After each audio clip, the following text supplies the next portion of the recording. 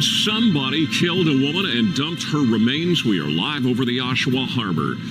Good evening. The busy spot along the waterfront is now a disturbing crime scene. The discovery made by a fisherman and his grandson. They saw a torso in the water. Lots of questions tonight, very few answers. Who was this woman?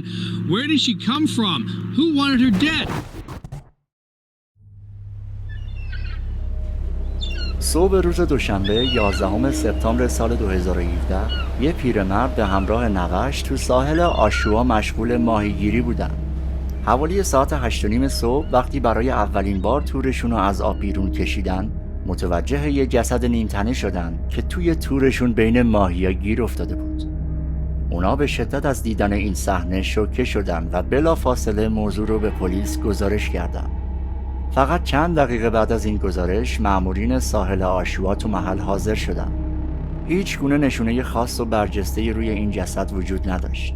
بدنی که نه سر داشت نه دست و پا. مقداری از جسد متلاشی شده بود و بیشتر اعضای لاشه هم طعمه ماهی‌ها و جونورای دریایی شده بودند. تنها چیزی که با قطعیت میشد گفت این بود که جسد متعلق به یک جنس مؤنث بود. اونم از روی بقایایی که هنوز نصف نیمه سالم بودن میشد تشخیص داد. به هر حال جسد برای انجام تحقیقات و آزمایشات دقیق‌تر به پزشکی قانونی منتقل شد.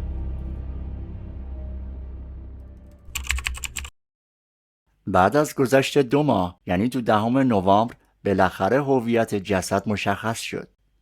کارگاه‌ها دی ان ای به دست اومده از قربانی رو با مشخصات افرادی که به تازگی و اون اواخر ناپدید شده بودن مقایسه کردند.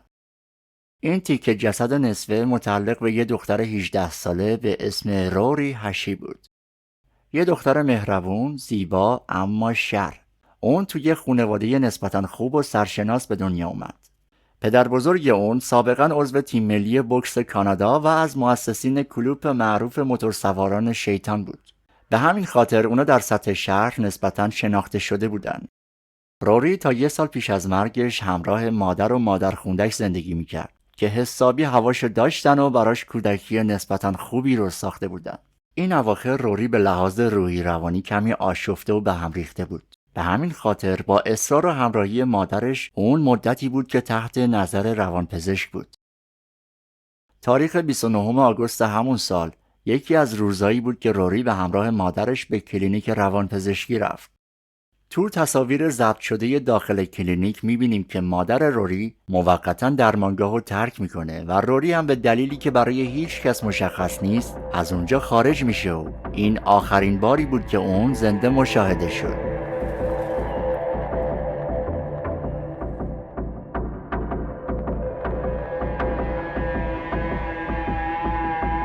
همون شب مادر روری متوجه غیبت اون تو کلینیک شد و از همون ساعت اول شروع به جستجوی اون کردن. اونا وقتی موفق نمیشن خبری از روری به دست بیارن، صبح روز بعد صدها تصویر از اونو توی سطح شهر پخش کردن تا بلکه کسی اونو دیده باشه. و بالاخره وقتی نتیجه‌ای به دست نیومد، موضوع رو رسما به پلیس گزارش کردن. اما واقعا روری کجا بود؟ و برای چی از اون کلینیک زد بیرون؟ برای اینکه بتونیم حدس دقیق تری بزنیم، بد نیست که با حال و هوای روری و سبک زندگی اون به خصوص تو ماهای آخر بیشتر آشنا بشیم. روری یه هوملس بود، یه بی خانمان که بیشتر وقت خودش رو توی شبانه روز توی مرکز خیریه به اسم پناه که برای اسکان معتادین بی خانمان بود میگذروند. به گفته مادرش اون از سالهای اول دبیرستان درگیر مواد بود. روری کریستال مصرف میکرد. تو سال آخر اون به شدت توی متامفتامین غرق شده بود و همین عامل باعث مشاجرات هر روزه اون با مادرش شده بود که در آخر روری خونه رو ترک کرد. روری تو ماهای آخر زندگی ترتمیزی نداشت. همونطوری که گفتم اون یه بی خانمان بود و بیشتر وقتش رو توی یه پناهگاه مخصوص معتادا میگذروند. علاوه بر اینا یه جای دیگه‌ای هم بود که روری پاش به اونجا باز شده بود. یه خونه تیمی که اون برای به دست آوردن پول به اونجا میرفت و علاوه بر تنفروشی شب و هم اونجا میگذروند. اما به هر حال وضع و اوضاع روحی روانی روری تو ماهای آخر به جای رسیده بود که حوصله شلوغی خونه تیمی رو هم نداشت. اون به جاش توی مرکز شهر توی منطقه شلوغ و پر رفت آمد چادر میزد و شب و هم اونجا میگذروند. روری 2-3 ماهی بود که باردار شده بود و اتفاقا تصمیم داشت تا بچه رو هم نگه داره. Communications. I'm a plumber and I'm on site for a job. We're snaking a drain and we probably pulled back about 10 pounds, 15 pounds of like, it looks like flesh type of stuff, meat, and we don't know what it is. And I was talking with my boss and he said for me to call this number. We're down the drain of what? Of a house. It looks like flesh. We pulled out like 15 pounds, 10, 15 pounds of it. What's the address there? It's 19 McMillan Drive. And we started the stake and we've been working at it for like 3-4 hours now, right? Oh, okay. And we can't get it clear, but we keep pulling back chunks of, whatever the hell it is. It's hard to describe other than it's just fleshy and muscly type of, and it was strips of it, upwards of like one piece we pulled out was like probably about, 18 inches long. چند روزی بود که یه بوی خیلی خیلی بد و متعفنی از ساختمونی تو جاده مکمیلان محله رو برداشته بود. همسایه‌ها بارها به تنها ساکن ساختمون که یه مرد 45 ساله بود به اسم آدام استرانگ شکایت کردن. اما زمانی که نتیجه‌ای نگرفتن با صاحبخونه‌اش که اونم توی ساختمون دیگه زندگی میکرد تماس گرفتن. صاحبخونه‌اش یه لوله‌کش به ساختمون فرستاد تا یه نگاه به لوله‌ها بندازه و اگه گرفتگی یا ترکیدگی لوله‌ها باعث این بوی متعفن شده اونا رو تعمیر کنه.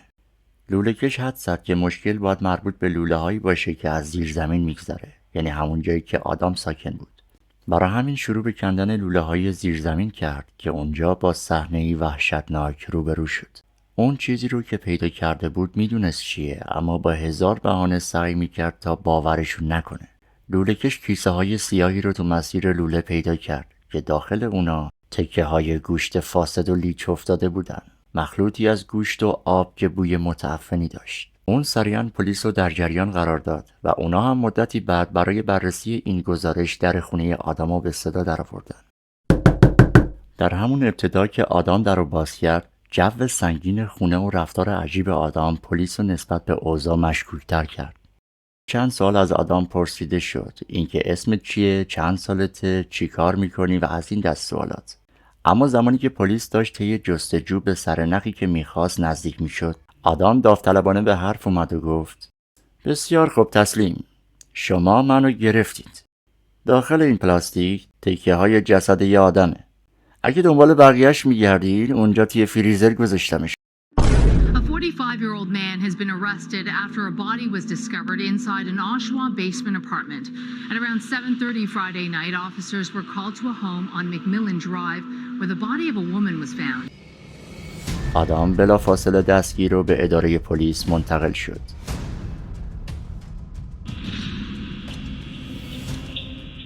You said to the officers, if you're looking for the rest of her, you'll find her in the freezer.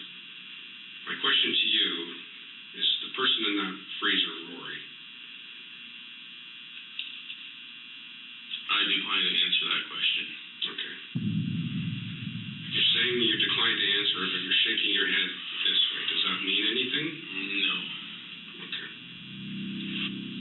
Any interest from you at all in telling us your side of things? No. Nothing? No. Okay.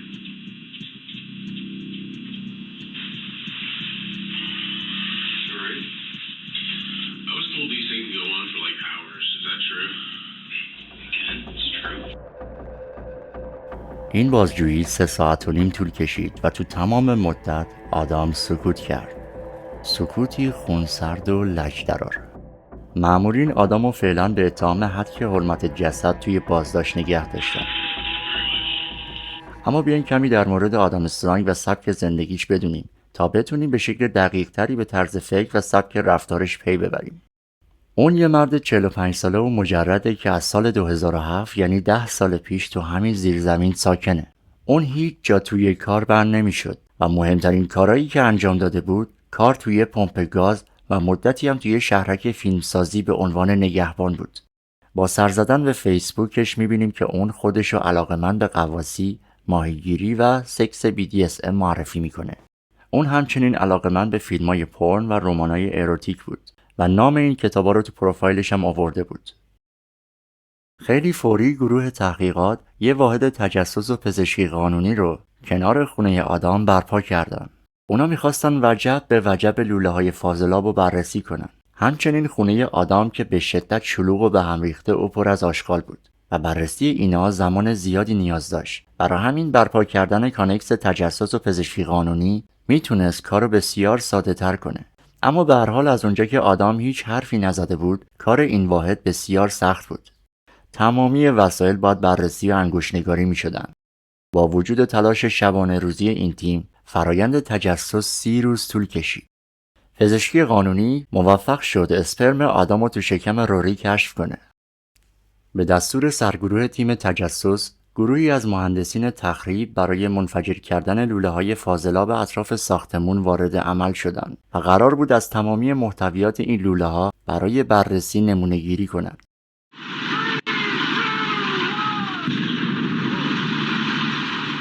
Tonight, a loud bang in the heart of an Oshawa neighborhood, the controlled explosion of a suspicious package at the scene of a suspicious death investigation for Durham Regional Police. برای اینکه سختی کار این گروه تجسس رو بهتر درک کنین، جالبه بدونید که تو این 14 سالی که آدم تو این ساختمون مستقر شده بود، حتی یه بارم خونه رو تمیز نکرده بود و آشغالاشو از خونه خارج نکرده بود.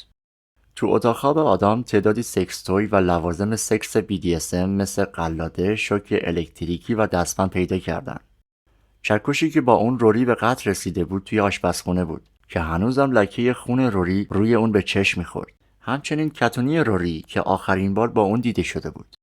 قطرات خون اون هنوزم روی در و دیوار اتاق خواب آدم و روی تخت اون به چشم می‌خورد. حتی اینا رو هم تمیز نکرده بود. این وسط یه چاقوی مخصوص شکار حیوونا هم تو کشوی آشپزخونه پیدا شد که اگرچه اثری از لکه خون روری روی اون نبود، اما سرنخی روی اون کشف شد که خبر از یه قربانی دوم میداد. کاراگاه‌ها DNA یه دختر 19 ساله رو کشف کرده بودن. دختری به اسم کندیس فیتزپارک. این کشف 7 ماه بعد از دستگیری آدم صورت گرفته بود و اون هنوزم در مورد کاری که با روری کرده بود حرفی نزده بود. پس امیدی به آدم نبود. کارگاه‌ها به سراغ پرونده دخترایی رفتن که ناپدید شده بودن و بیشترین نزدیکی رو به لحاظ مشخصات و شرایط با روری داشتن. اونا تو این جستجو به دختری رسیدن که آخرین بار تو بهار 2008 مشاهده شده بود، یعنی 10 سال قبل. مامورین به سراغ والدین اون رفتن تا با گرفتن DNA بتونن نتایج رو با سرنخی که روی چاقوی شکار به دست اومده مقایسه کنن و همونطور که میدونین نتیجه مثبت بود. کندیس هم مثل روری غرق در مواد بود. اونم برای پول تن فروشی میکرد. 2 موردی که یه انسانو آسیب پذیر میکنه.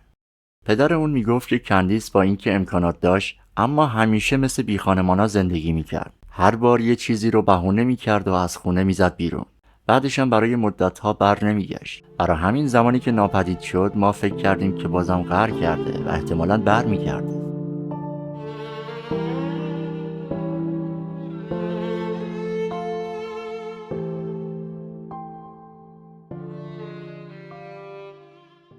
ده ماه بعد از بازجویی اول دوباره آدم به اتاق بازجویی آورده شد. این بار برای کندیس.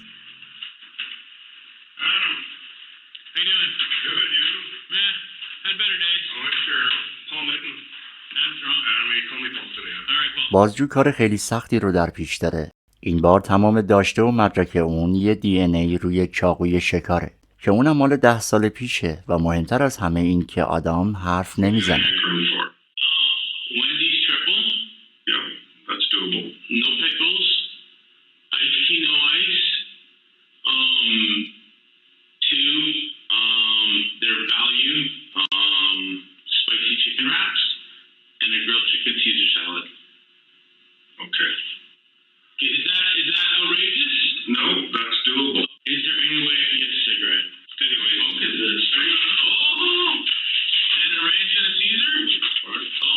بازجو برای ایجاد یه فضای دوستانه پیشنهاد غذا به آدم داد.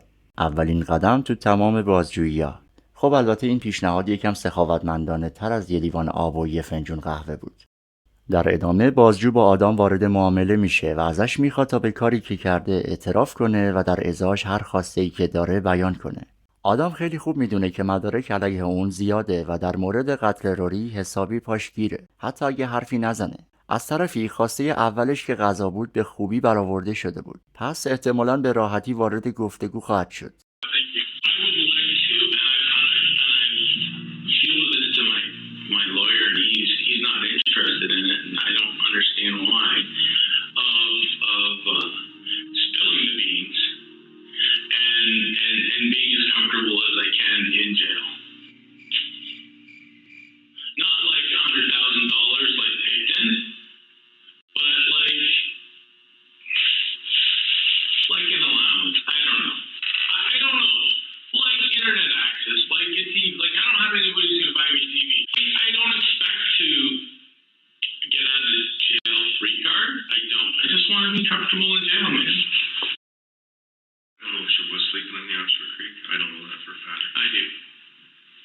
Not more than 300 meters away from my house. So we obviously ended up with Rory dead.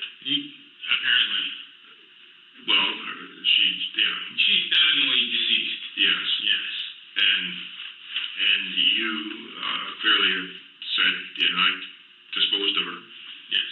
You're holding your cards about how you got her to the lake, which I don't know what difference does it make? What are you going to do with the bone?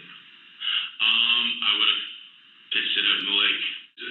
Is it safe to assume as an investigator that Candace is similar? I can't go into that.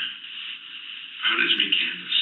بعد از گذشت 5 ساعت از شروع بازجویی، بازجو سعی میکنه تا به پرونده کندیس ورود کنه، اما آدام اجتناب میکنه و تفره میره. اون میدونه که اگه فقط به خاطر قتل روری به زندان بیفته، امیدی هست تا بتونه توی سن 72 سالگی از زندان آزاد بشه و خب با قبول قتل کندیس این آرزوش از بین میره.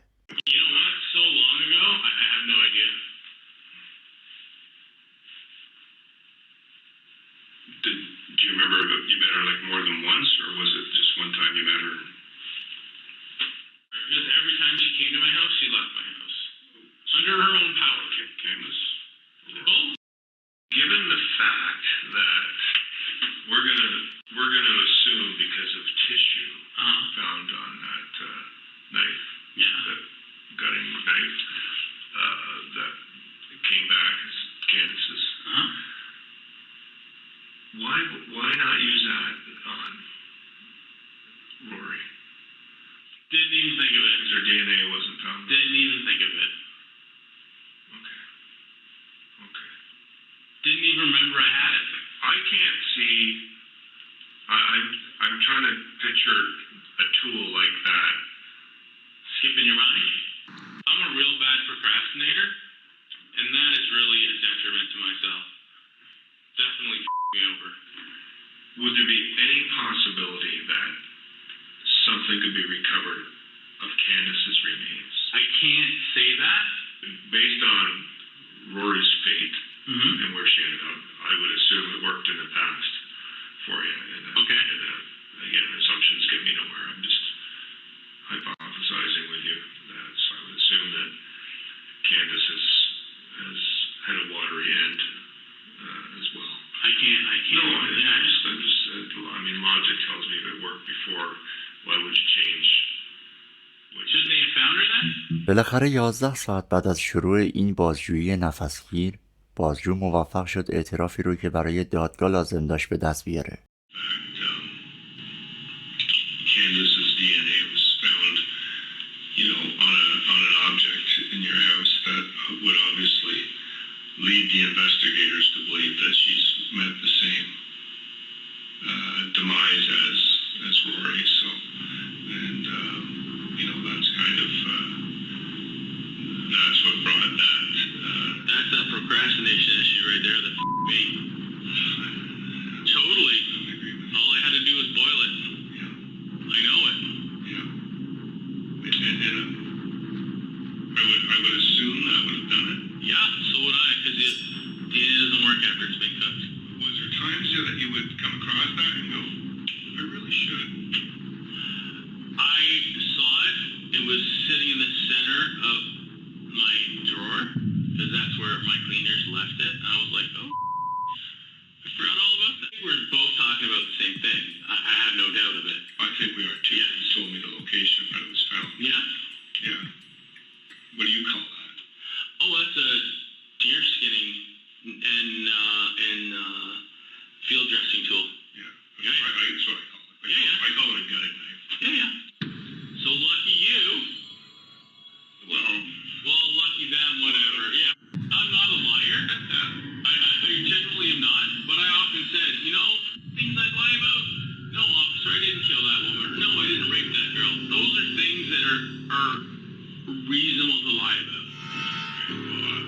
beg to differ, but I've never been in a position where I've done those things, and I'm like... I'm sure you would feel differently if you were... I'm sure I would, yeah. همونطوری که دیدیم آدام تا جای ممکن سعی کرد تا حرفی نزنه. اون حتی قتل کندیس رو هم انکار کرد و جای جسد کندیس همچنان به شکل سوال باقی موند.